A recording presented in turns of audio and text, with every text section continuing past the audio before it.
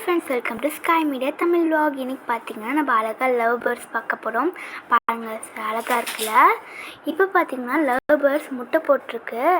ரொம்ப அழகாக இருக்குது பார்க்கவே. இப்போ பாருங்கள் எவ்வளோ முட்டை போட்டிருக்கு பாருங்களேன். பார்க்கவே ரொம்ப அழகாக இருக்குது. உங்கள் யார் யாருக்கெல்லாம் லவ் பேர்ட்ஸ் பிடிக்கும்னு கீழே கமெண்ட்டில் சொல்லுங்கள். செம்மையாக இருக்குல்ல, பார்க்கவே ரொம்ப பியூட்டிஃபுல்லாக இருக்குது.